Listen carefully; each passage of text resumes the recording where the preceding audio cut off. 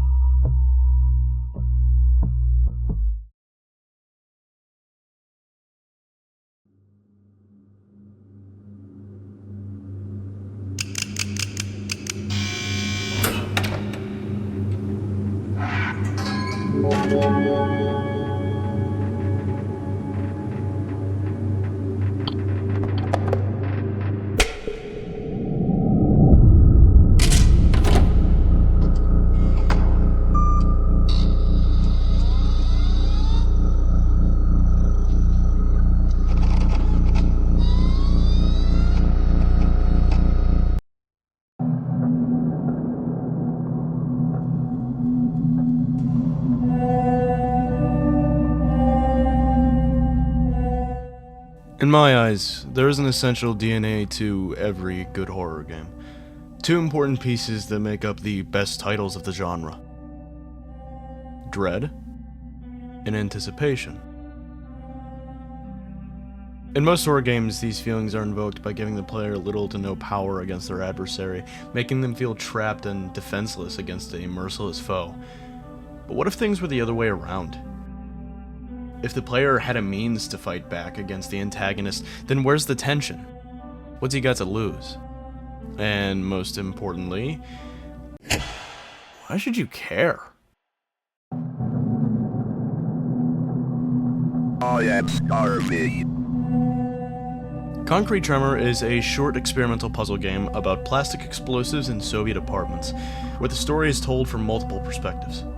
The game starts out with the point of view of a citizen living in a seemingly locked-up building, where the residents' only view is a massive wall and they're not allowed to go on the rooftops. They're fed slop every day by a machine. After a conversation about what these characters see outside their windows, someone reveals that the roof entrance has been opened. You know someone with the roof entrance, right? Really? Yes. So, where are we? I have no idea. So our character goes up to the roof to see, and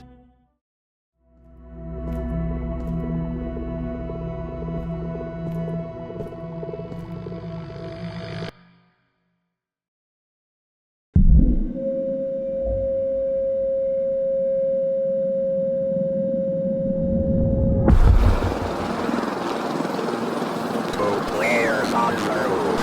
Permission to open fire?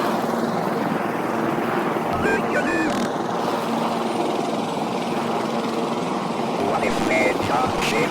It won't be unfair. They are going to die anyway.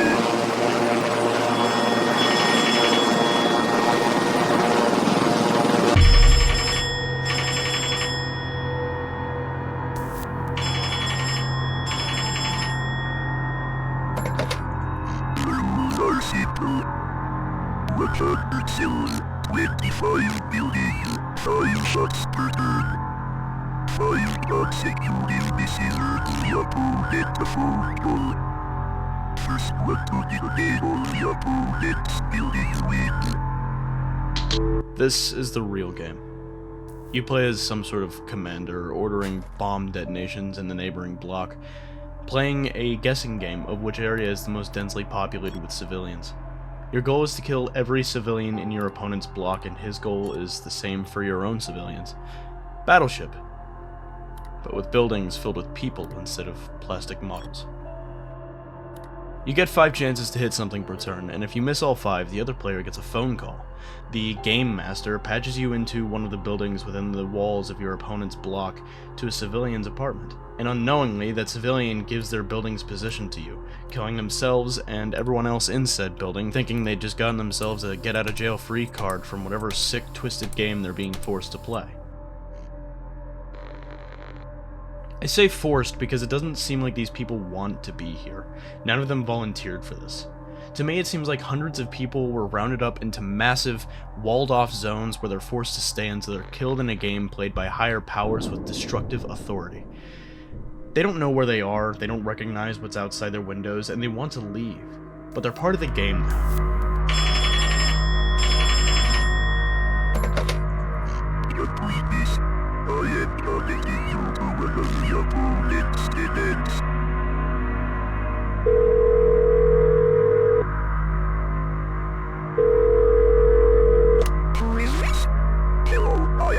Occupational Safety and Health Administration. I am terribly sorry. It seems there has been a mix-up. You are not supposed to be here. You will be evacuated. Oh my god, really? Yes. I just need to know which building you were in. It's building. Please, thanks.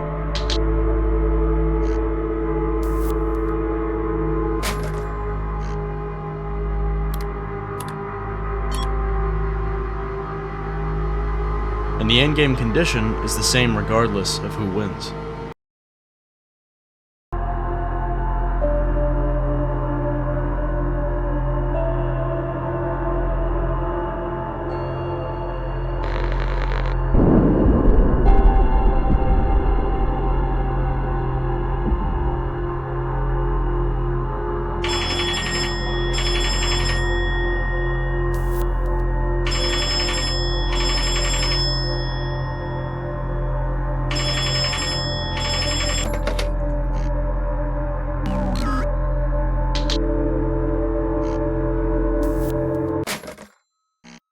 No matter if you win, or the other player wins, both withdraw a revolver from within their desks and say their goodbyes.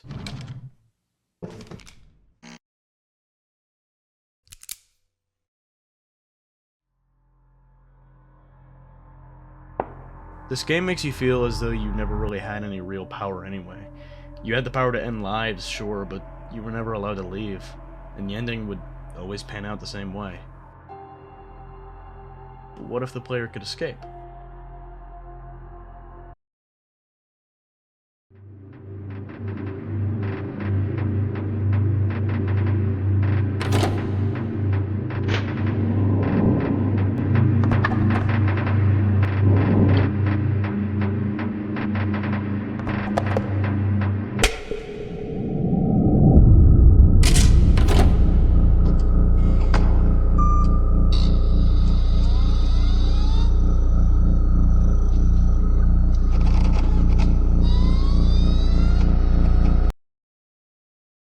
The Other Side is another puzzle horror game where you secretly drill through a reinforced metal wall using a janky drill.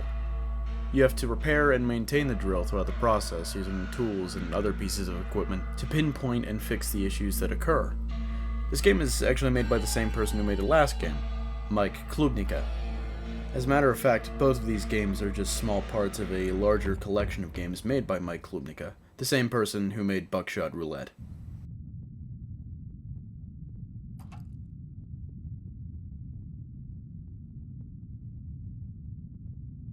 You do not talk about going outside. You do not think about going outside. This place keeps us safe from the dangers of the outside. Out there is death. Out there is nothing. I believed that once. Until an explosion unfolded on the surface level. The crowd that gathered there, they all saw. And nobody was surprised when they went missing the next day. To keep people in a metal box, one must show power. But they forgot one person. And I saw all right. And it's time to leave. This is the only story you're offered. The other side plays on the feeling of confinement as well as anticipation. As you do your best to repair the drill as quickly as possible when it breaks down, a security team is actively trying to make their way into the room you're in, to stop you from escaping. Even one mistake during the repair phases is all it takes for you to fail completely. And who knows what happens when security gets their hands on you? Will they kill you, torture you, interrogate you? Or will you just be released back into whatever boxed-in metropolis you've tried to escape?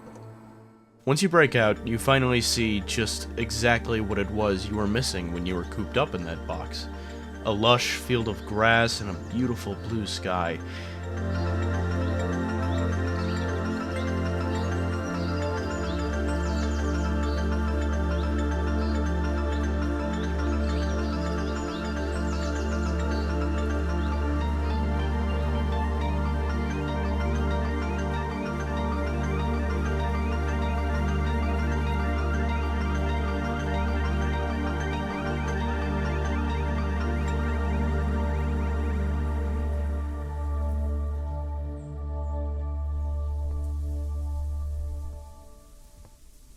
And a note?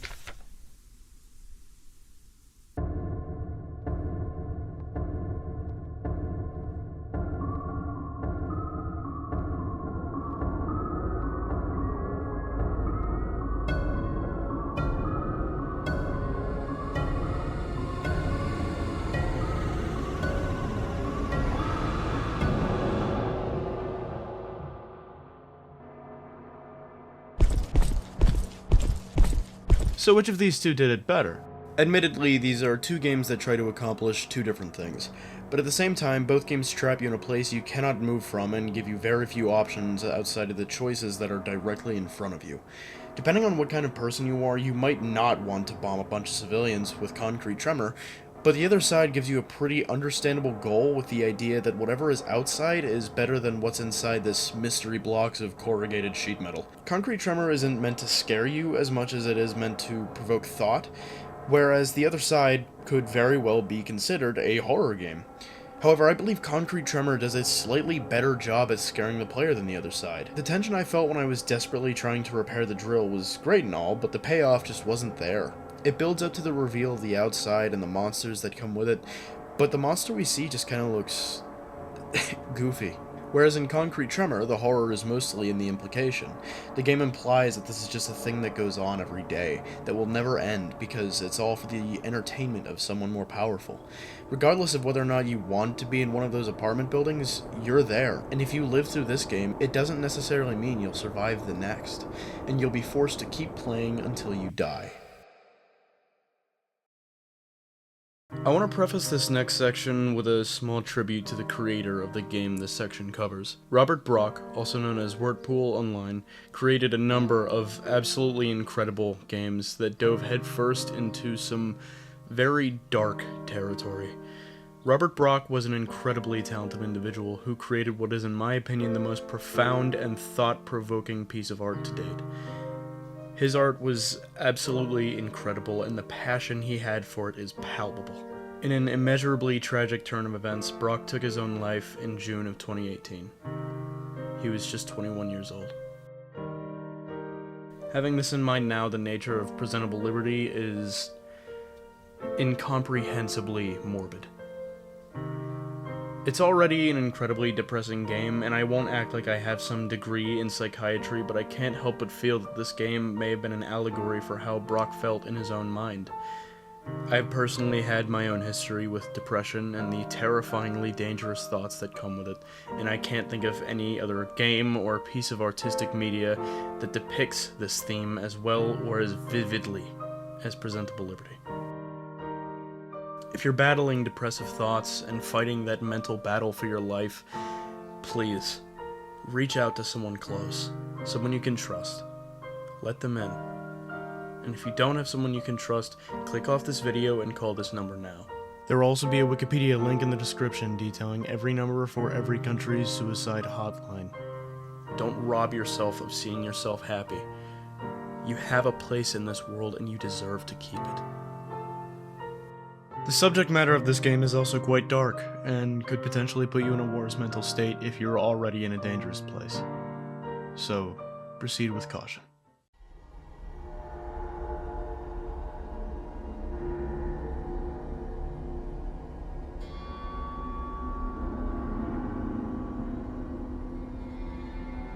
Presentable Liberty is another game with the PS1 style graphics, but it is, in my opinion, the golden standard of symbolism and mental anguish in horror.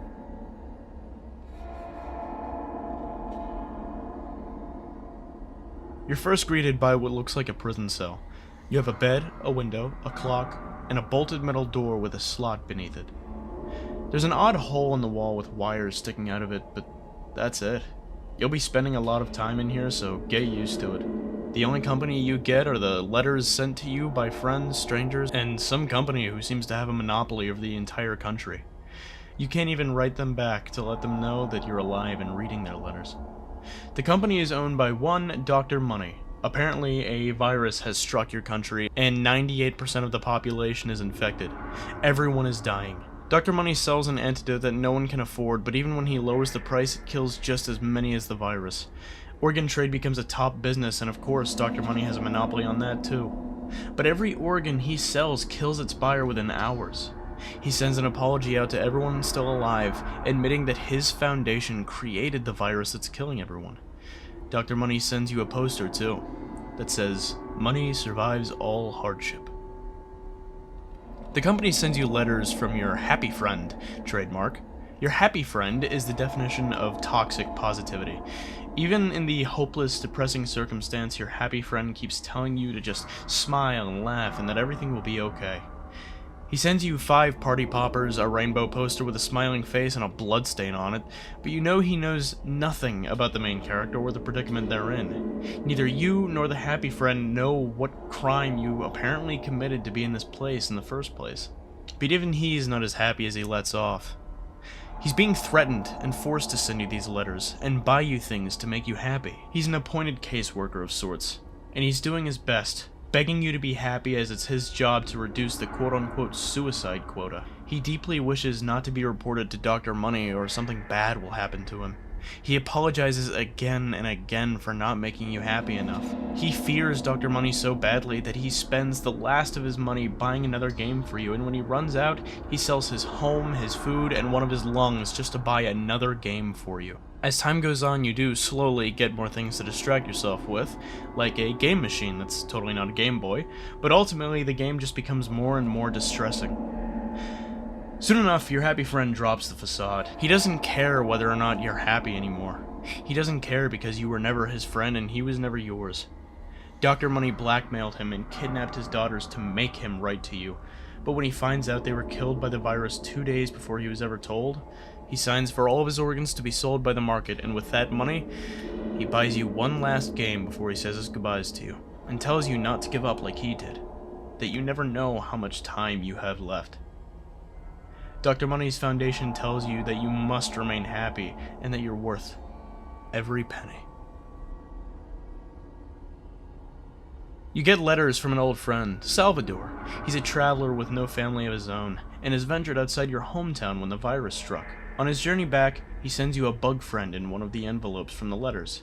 He makes you a table, sending you one piece at a time until you have a complete set. But when he gets back, he sees nothing but death. But he vows to come and break you out of that prison.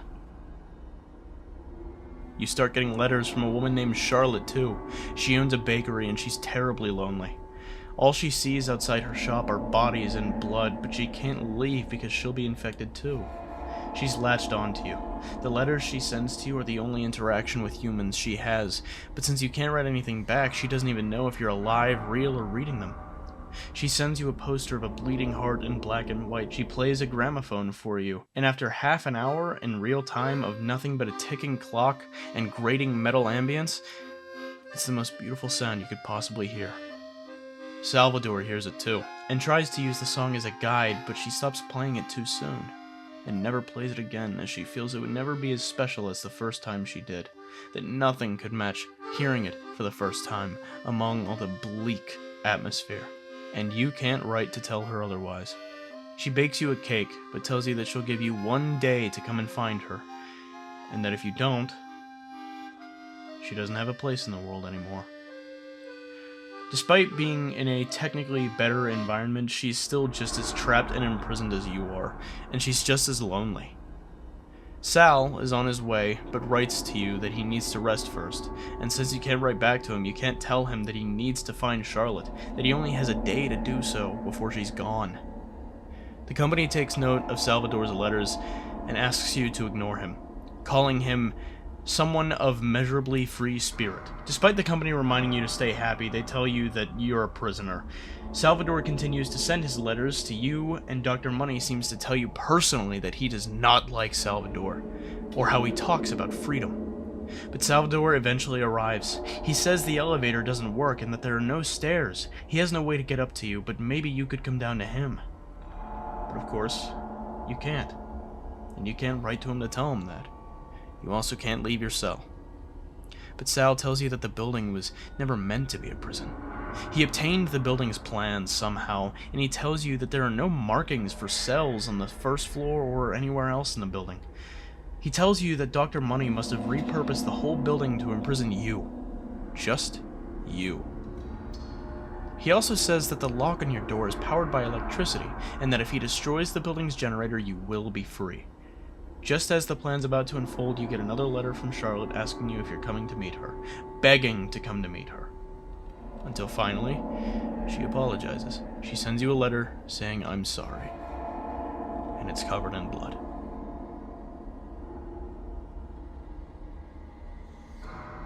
Sal says he found the generator and wishes for you to come find him at the entrance, that he looks forward to shaking your hand.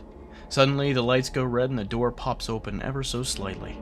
Dr. Money keeps sending you letters, though, through the slit, telling you that Sal died electrocuting himself in the generator. All three of the people that were sending you letters are either dead or dying now. Dr. Money tells you that you and him are the only ones left, that someone will come fix the generator, that leaving won't solve anything, that you can keep playing your games as long as you want, so long as you stay in your cell.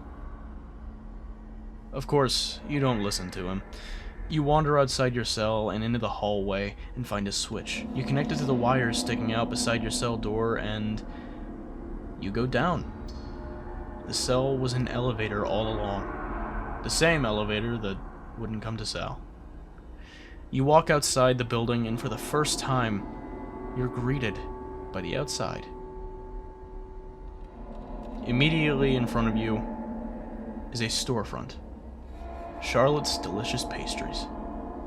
You walk inside to find a cake, a wall written with blood, and one final note.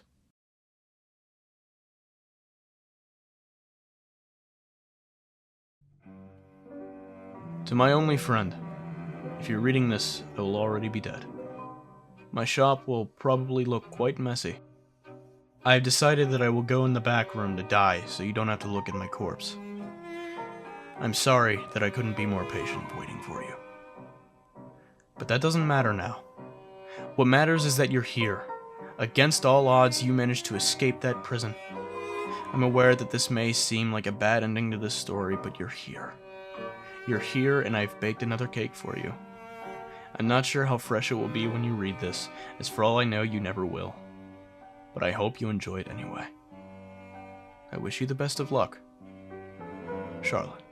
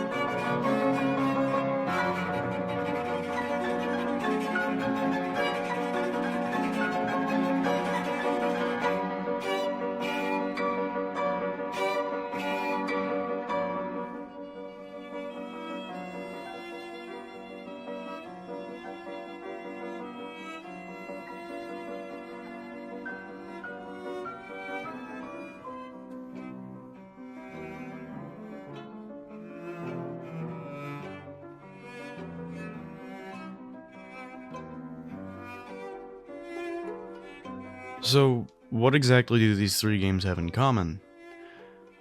Well, isolation, and the feeling of being trapped with no choice but those laid out in front of you.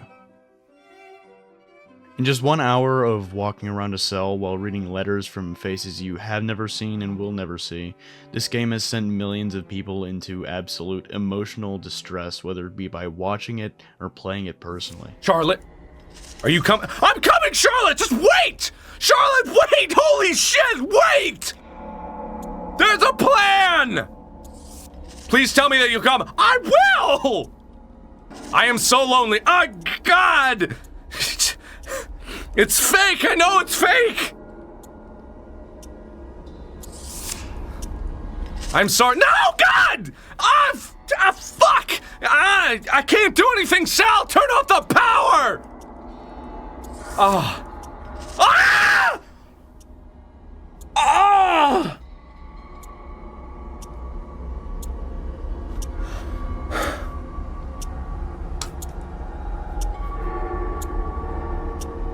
Sal's gonna turn off the power now. I'm sorry.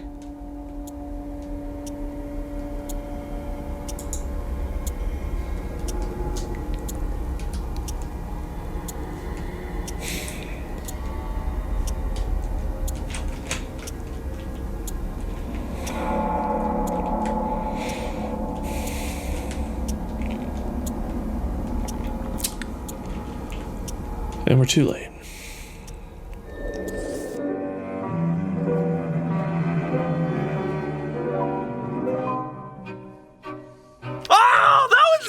God damn you to hell! Oh my God!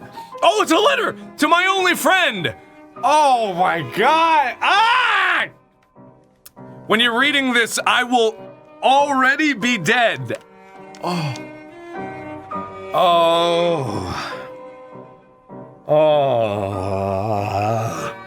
My shop will probably look quite messy.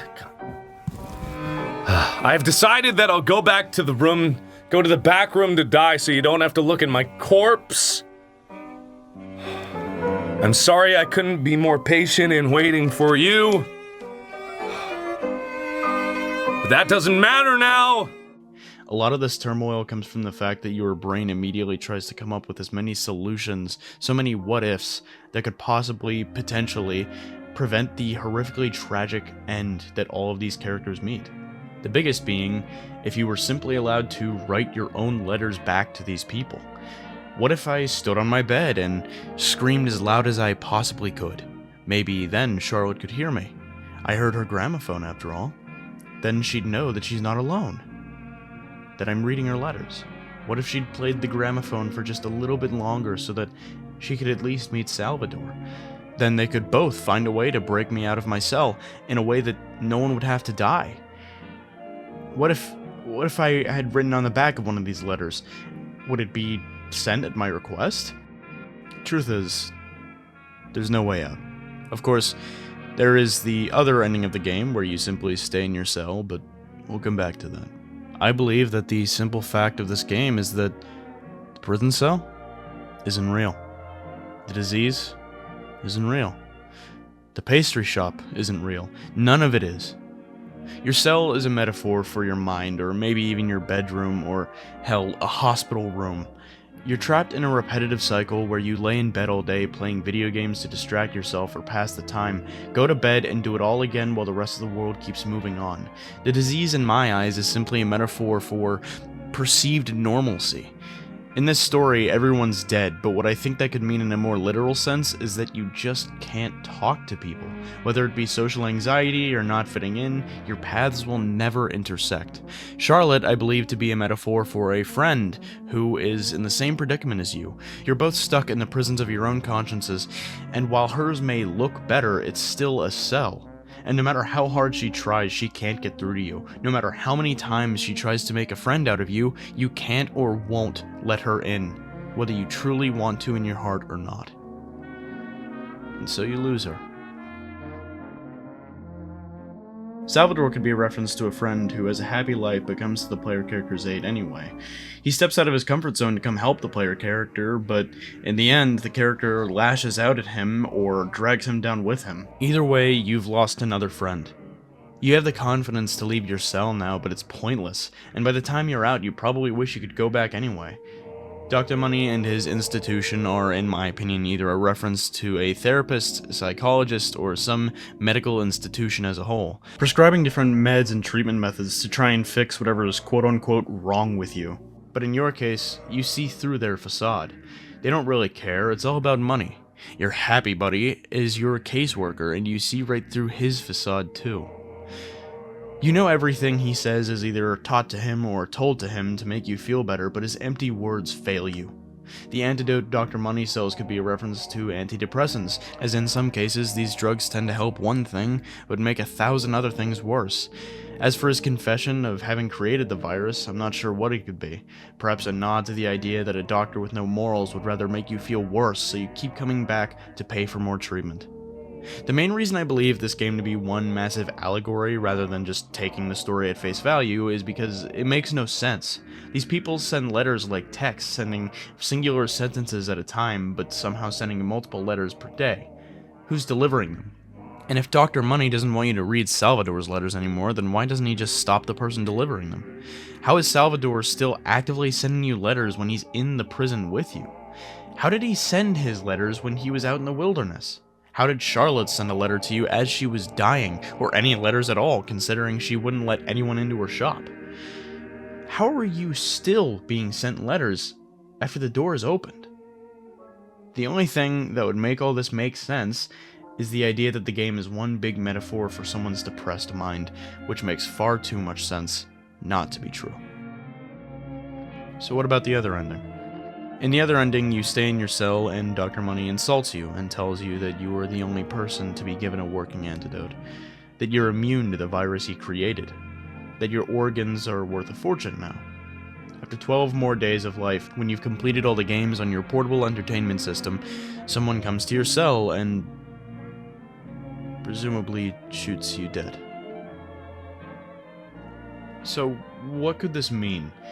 In all honesty, I somewhat believe that this could just be here because Workpool wanted there to be another ending to the game. However, I could see this being a metaphor for science finally finding a way to cure your mind, and in the process completely leaving you in the dust to go sell their new medicine. But like the conclusion that I came to as to what Dr. Money represents as a whole, I think it's kind of a stretch. I said earlier that this game is in my mind one of the most profound and thought-provoking pieces of art to date, and I absolutely still stand by that. While not being a traditional horror game, it does a wonderful job at injecting the horror of intense loneliness into the mind of the viewer. There are no jump scares, there's no monster waiting around the corner to kill you and devour your organs. Well, there is, but he's not chasing you around. But the game slowly and surgically implants these feelings of dread and agonizing anticipation over the course of an hour, with characters who, again, despite you never seeing their faces, somehow make the player care for them as if they'd known each other for a lifetime. The horror isn't directly in the game itself, but in your mind, as it makes you feel truly trapped and alone. I'm gonna go off script here for a minute and just say that playing this game, again, gathering the footage for it, and making a video with it almost feels like a breach of privacy. Playing this game, experiencing it, almost feels as if I'm reading someone's diary, and it's a really weird feeling. And at the same time, reading Charlotte's final letter, knowing what the creator of the game went on to do later. That is a hard thing to read and just walk away from. This game already, I think about it at least once a month. It pops into my head all the time. The first time I was ever exposed to it was Markiplier's playthrough 9 years ago, and I went back to that video before I ever downloaded the game when I was making this video, and there's just such a profound sense of dread when I see this game. I didn't know Robert Brock personally, and I won't pretend as if I did. But this game almost makes me feel as if I've taken a peek into his mind, and that makes his passing feel, I don't know, that much more close to home, I guess. I don't know. If you want to play this game for yourself, I don't recommend it if you are not in a sound state of mind, but it is free on GameJolt. And there's actually a project right now to revamp the game, which is something that Robert Brock himself wanted to do for his games before he passed away. But obviously the project never went anywhere. And, well, there is a dedicated group of people who are trying to bring that vision that Robert Brock had to life. And I can't stress this enough, but if you are in a place where you're having those dangerous fucking thoughts, just please, for the love of God, don't make that leap. Please. Like I said earlier, you do have a place in this world, and it's your birthright to keep that place.